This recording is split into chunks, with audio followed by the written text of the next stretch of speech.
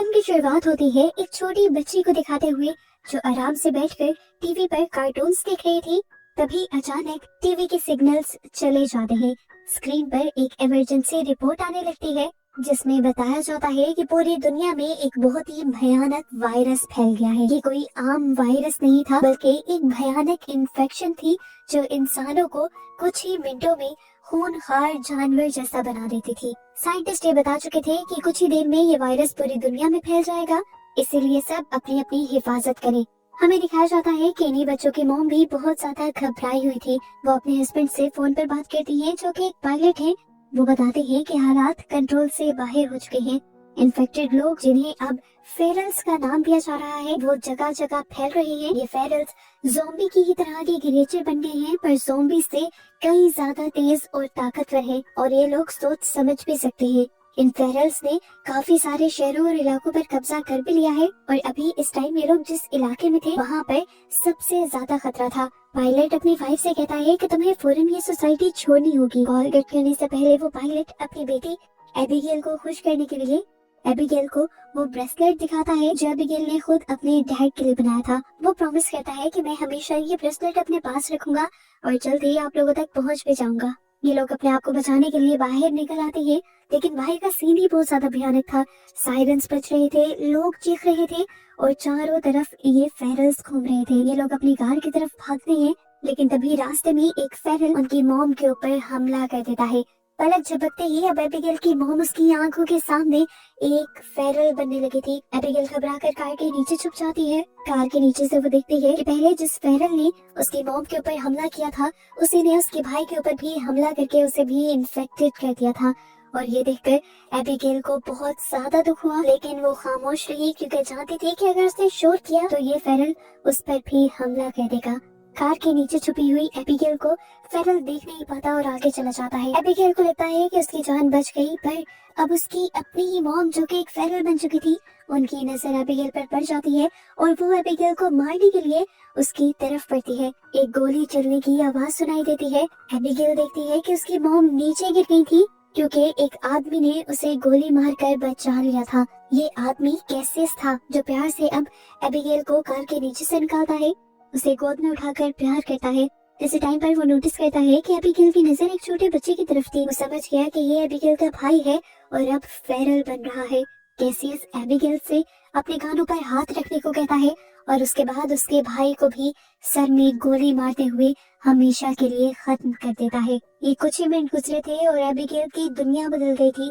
उसकी पूरी फैमिली खत्म हो गई थी और उस दिन के बाद से कैसियस ही उसकी फैमिली बन गया था, उसका टीचर बन गया था और उसका प्रोटेक्टर भी। खैर अब मूवी में 10 साल का वक्त गुजर जाता है। दुनिया पूरी तरह बदल चुकी है और हर तरफ बस सन्नाटा ही सन्नाटा है। ज्यादातर इंसान या तो मर चुके हैं या फेरल्स बन चुके हैं। कैसियस और एबिगेल जंगल में रहकर सरवाइव कर रहे हैं क्योंकि शहर तो फेरल्स से भरे हुए हैं। एबिगेल भी अब वो डरी हुई बच्ची नहीं रही, वो एक वॉरियर बन चुकी है क्योंकि कैसियस ने उसे बहुत ही सख्त ट्रेनिंग दी है लड़ने की, शिकार करने की और सरवाइव करने की। इस टाइम भी हम उन्हें जंगल में प्रैक्टिस करते हुए देखते हैं और उसी टाइम उनकी नजर पड़ती है एक सर्वाइवर पर जो फेरल्स से बचने की कोशिश कर रहा था। कैसियस कहता है एबिगेल तुम्हारे लिए एक टेस्ट आ गया है। वो उसे उसके स्नाइपर देता है और कहता है कि इस आदमी को बचाओ और बाकी सभी फेरल्स को मार डालो। एबिगेल बैठ जाती है और निशाना लगाने से पहले कैसियस उससे कहता है रिलैक्स करो, गहरी सांस भरो, अपने शिकार को टारगेट करो और फिर ट्रिगर दबा दो। एबिगेल ये सब कुछ तो करती है लेकिन अपने आप को साबित करने की जल्दबाजी में वो टारगेट को तो देख लेती है लेकिन ये नहीं नोटिस करती कि टारगेट के इर्द गिर्द वो इंसान भी था। एबिगेल ने जब गोली चलाई तो वो उस फेरल के बजाय सर्वाइवर को लग जाती है। ये एक बहुत बड़ी गलती थी, खासकर इस दुनिया में जहाँ इंसान बहुत कम रह गए थे। उसी दुनिया में एबिगेल ने एक इंसान को मार दिया था।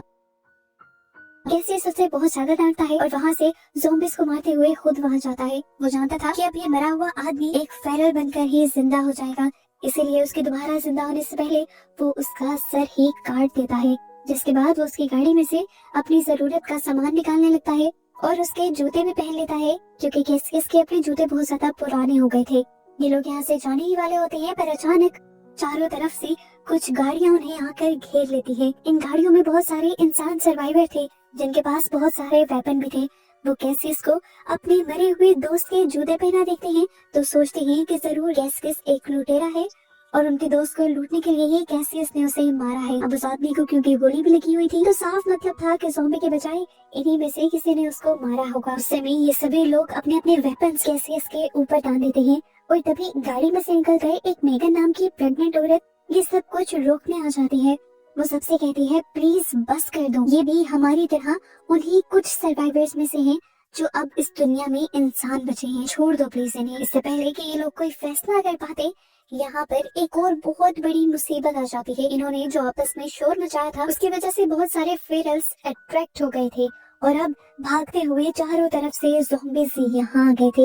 ये ज़ॉम्बीज़ इतने ज्यादा थे और इतनी तेजी से भाग रहे थे कि लोगों को मौका नहीं मिलता कि ये लोग बचकर अपनी गाड़ियों में बैठकर भाग सके। वेपन्स तो इनके पास थे ही, तो ये वेपन्स को ही अपना कवर बनाते हैं और अपने इन्हीं वेपन्स के जरिए अपने सर्वाइवल के लिए लड़ने का फैसला करते हैं। यहाँ पर एक भयानक लड़ाई शुरू हो जाती है। इन सर्वाइवर्स का ग्रुप हारने लगता है। इतने सारे वेपन्स के बावजूद भी इनकी गोलियां खत्म होने लगती हैं, लेकिन मॉन्स्टर तो खत्म होने का नाम ही नहीं ले रहे थे। अब बहुत सारे मॉन्स्टर्स इन्हीं सर्वाइवर्स के ग्रुप के ऊपर हमला कर देते हैं और उन्हें भी काटते हुए मॉन्स्टर बना देते हैं। और यहाँ जो सिर्फ इंसान बचते हैं वो थे कैसियस, एबिगेल, मेगन और उसका हस्बैंड डेविड। जिस टाइम ये सारे फेरल्स सर्वाइवर्स को काटने में और उन्हें इन्फेक्टेड करने में बिजी थे, उसी वक्त का फायदा उठाते हुए मेगन, डेविड, एबिगेल और कैसियस चारों कार में बैठकर वहाँ से भाग निकलते हैं। पीछे जो नया ग्रुप फेरल में बदला था, पता चलता है कि उनका लीडर जो भी अब फेरल ही बन चुका है, वो अपने और अपने ग्रुप के साथ होने वाली इन सारी चीजों से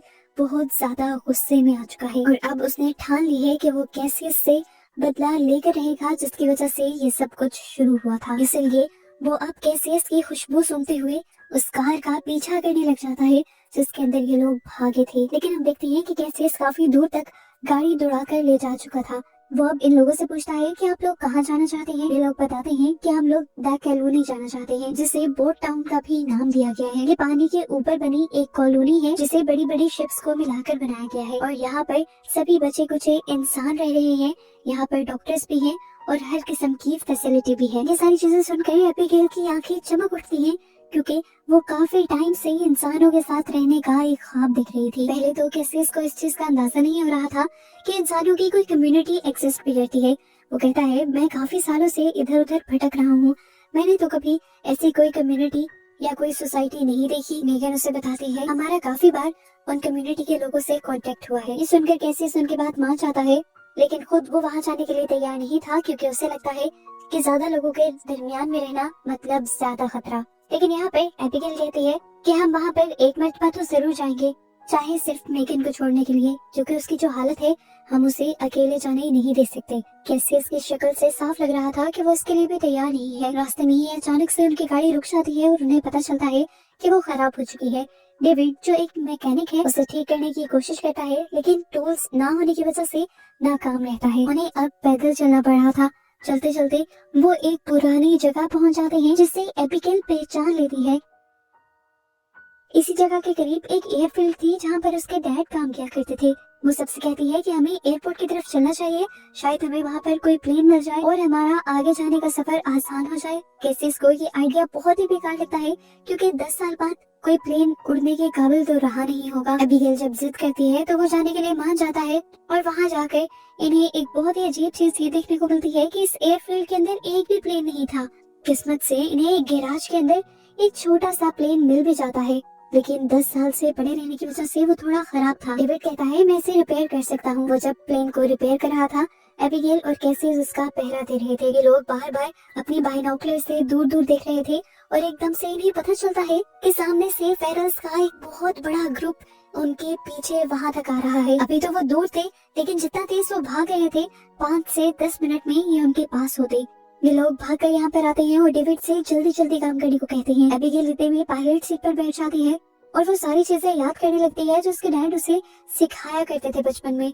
यहीं पर वो एक बुकलेट उठाकर इस प्लेन के बारे में भी पढ़ने लग जाती है और इतने में ही वो ज़ॉम्बीज़ फेंस तोड़कर यहाँ पर आ जाते हैं।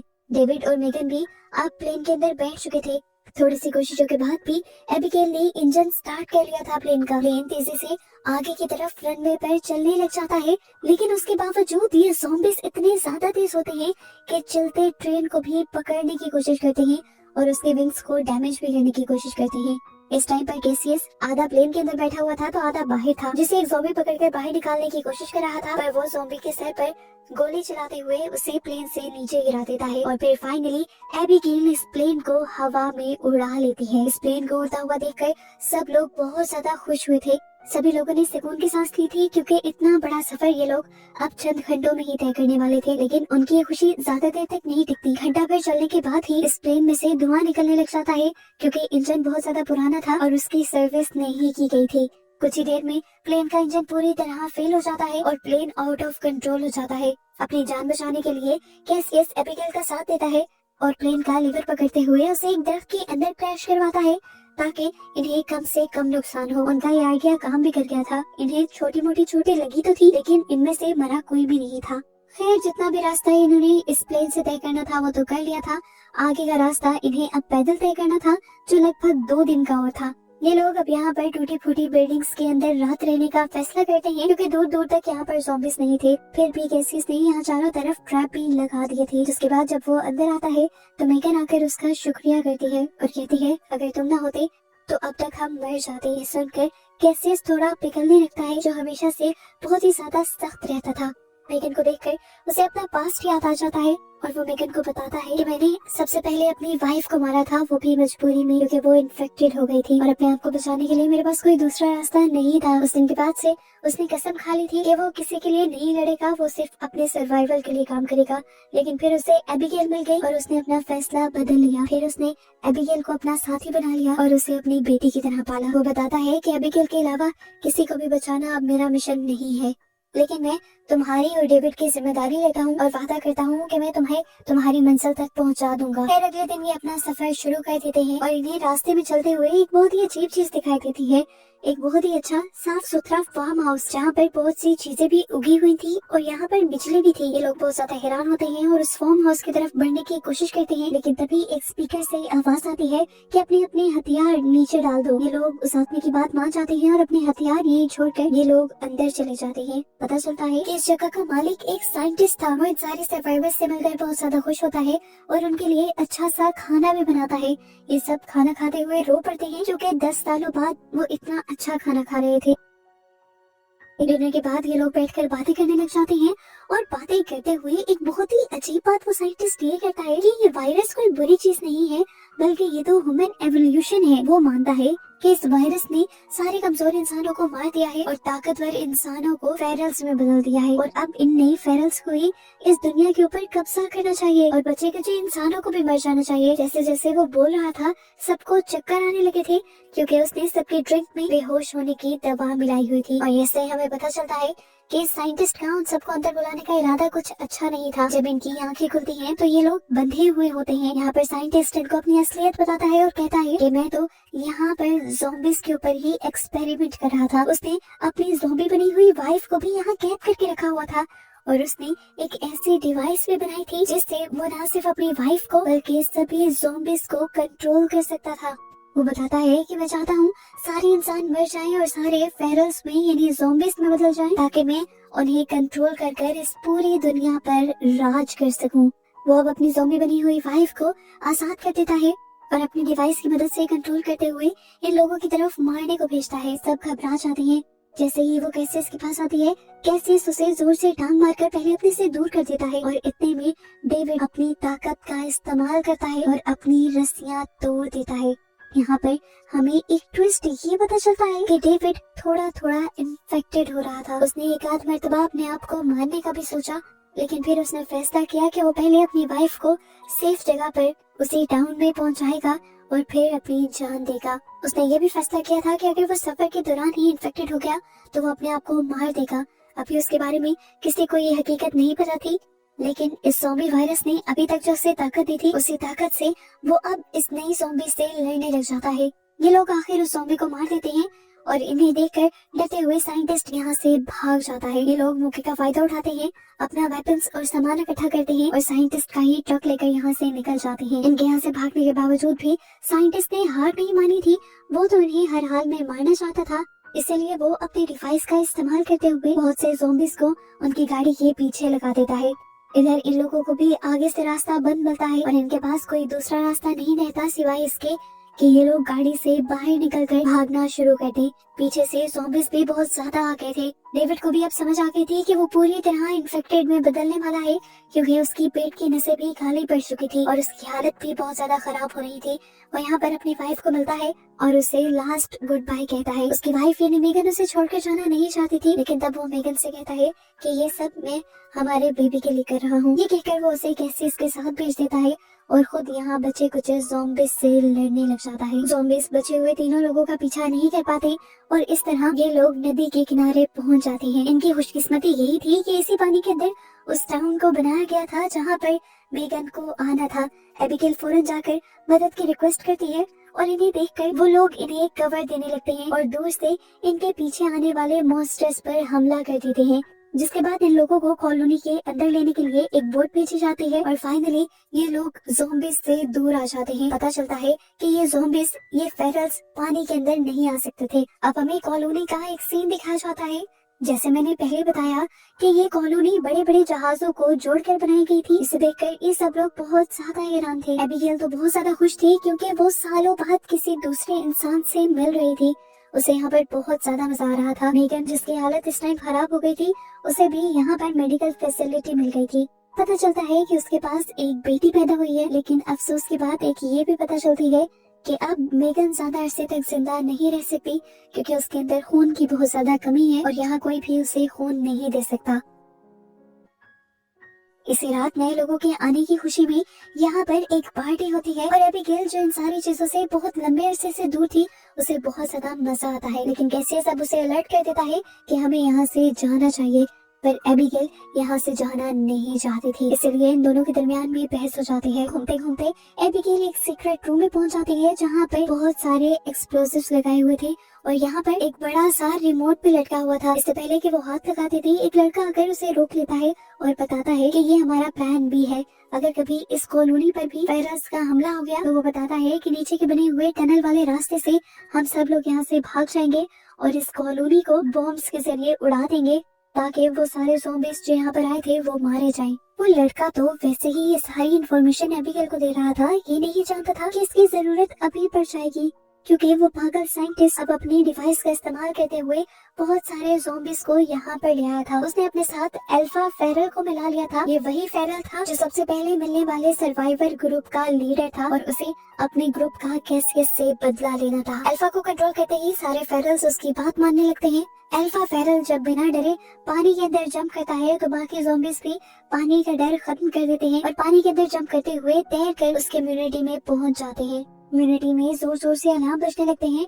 सभी इंसान खतरे को भांपते हुए सीक्रेट डोर की तरफ भागने लग जाते हैं। कॉलोनी में एक हंगामा शुरू हो जाता है और कुछ फेरल्स तो इंसानों के ऊपर हमला भी करने लग जाते हैं। कैसियस इस अफरा तफरी में भी पहले एबिगेल को ढूंढता है और एबिगेल उसे मिल भी जाती है, लेकिन इस टाइम इन्हें अंदाजा होता है कि ये लोग एस्केप टनल से बहुत ज्यादा दूर हैं। इस सारी लड़ाई के दौरान साइंटिस्ट भी कैसियस के सामने आ जाता है।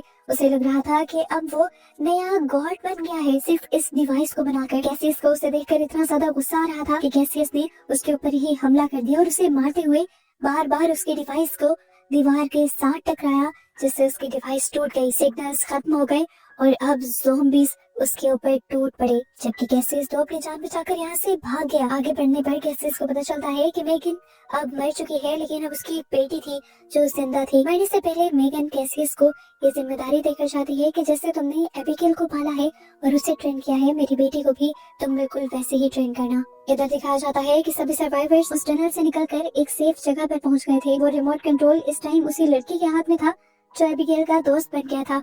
वो देखता है कि एबिगेल और उसके अंकल अभी तक उस टनल से बाहर नहीं निकले, इसीलिए वो इंतजार करता है और उस कॉलोनी को तब तक तबाह नहीं करता जब तक एबिगेल आ जाए। यहाँ एबिगेल जो सारे ज़ॉम्बीज़ से लड़ रही थी, उसके सामने जब अल्फा ज़ॉम्बी आता है तो वो उससे अपने आप को बचा नहीं पाती, क्योंकि अल्फा ज़ॉम्बी के हाथ में उसने एक ब्रेसलेट देख लिया था। ये वही ब्रेसलेट था जो उसने बचपन में बनाकर अपने डैड को दिया था, यानी ये अल्फा ज़ॉम्बी उसके डैड थे। उसे समझ नहीं आया कि वो क्या करे। ये अल्फा ज़ॉम्बी उसे खाने ही वाला था, लेकिन ठीक वक्त पर उसे बचाने के लिए कैसियस आ गया। ये देखकर उसे होश आया। वो कैसियस को बचाना चाहती थी, पर एक मिनट के लिए अपने डैड को मारना उसके लिए आसान नहीं था।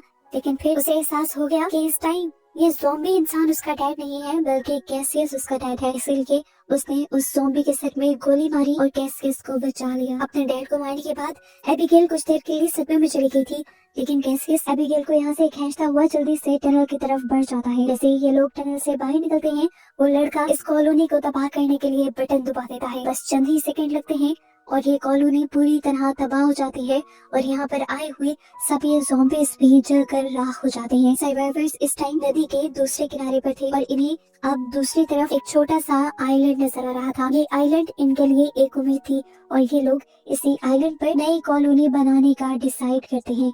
इस टाइम कैसियस ने भी अपनी सोच बदल ली थी, क्योंकि अब जिस तरह बाकी लोगों ने उनकी जान बचाई थी, वो भी समझ गया था कि लोग खतरा नहीं बल्कि ताकत होते हैं। वो भी अब एबिगेल और इस छोटी बच्ची को लिए उन लोगों के साथ रहने का फैसला कर लेता है और ये लोग निकल जाते हैं उस आइलैंड के लिए, जिससे अब ये लोग अपना नया घर बनाएंगे और जिसे हमेशा ये लोग ज़ॉम्बीज़ से और फ्लेयर्स से दूर रखेंगे। और बस इसी तरह इन्हें सबको दिखाते हुए ये मूवी यहाँ खत्म हो जाती है।